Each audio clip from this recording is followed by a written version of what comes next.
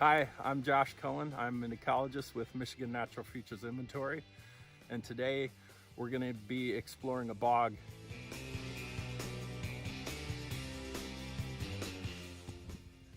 So bogs and other peatlands are circumboreal. They occur primarily in the northern hemisphere, and they're found where precipitation is much greater than evapotranspiration.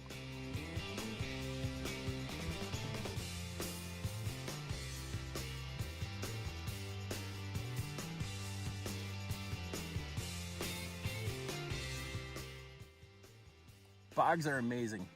Think about the fact that 1 to 2 centimeters of peat can take 100 to 200 years to form. And a wetland like the one we're standing in is likely over 3,000 years old. Please don't fall in. I'm not rescuing you. So we're on the margin of a bog pond and standing precariously on the floating mat.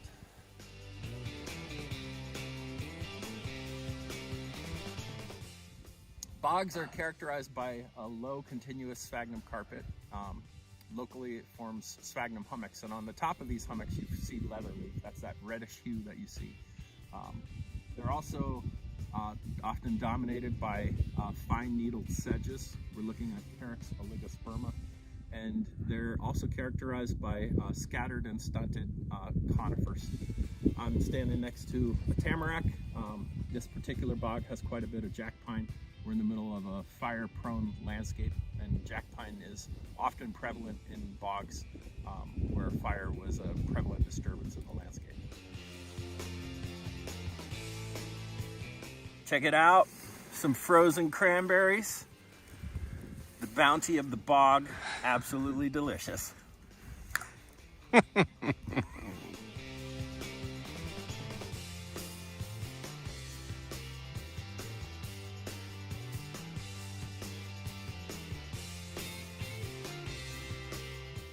The sphagnum hummock and hollow microtopography of bogs provides fine scale gradients in soil moisture and soil chemistry. At the top of these hummocks, it's more acidic.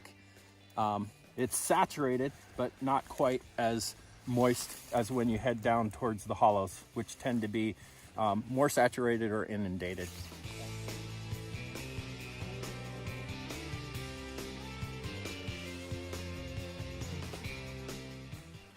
I'm going to do a demonstration to show you the water retaining capacity of sphagnum peats. Stick your hand in a hummock, reach down, pull out these fibric peats, and then watch how much moisture this is holding on to. Soggy. Now we're going to do the same thing, but we're going to go lower in our peat profile and grab some hammock sapric peats. More decomposed. And what you're going to see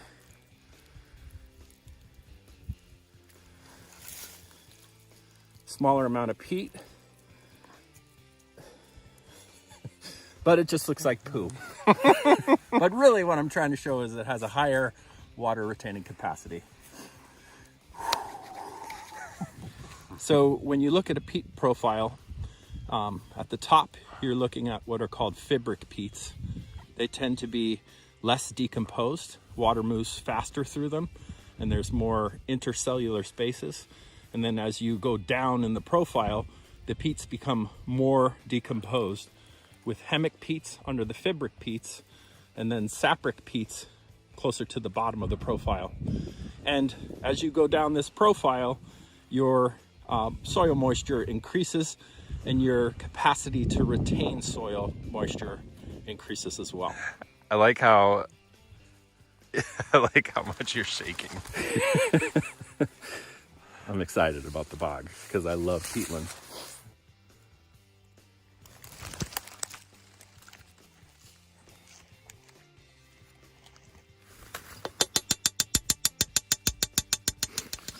So we have a soil profile of the organic soils of this bog, and at the top of the profile we have fibric peats on top of the sphagnum hummocks. They're most acidic, so they're strongly acidic. And then as you descend in the peat profile, it becomes less acidic when you hit the hammock peats, which are about 5.0. This is hammock peat here as well. And then at the bottom of the profile, you also have the sapric peats, which are also strongly acidic.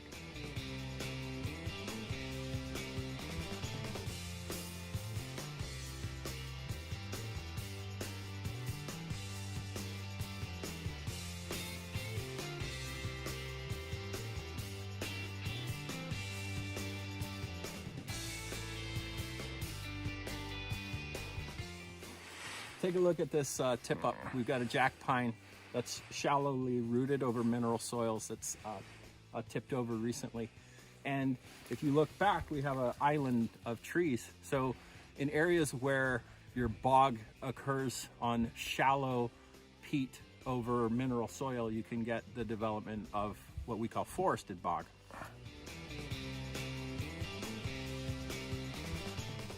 So we're looking at a fire-charred jack pine snag, and we're in the middle of the bog. It might surprise a lot of people, but bogs burn, and especially ones that are found in fire-prone landscapes. We're in the middle of an outwash plain, and we're surrounded by jack pine forest. So this particular bog would have burned during severe drought periods. Bogs and peatlands are fascinating ecosystems. They're also critical for conservation of biodiversity. Forested ecosystems are thought to be the most critical places in terms of carbon sequestration.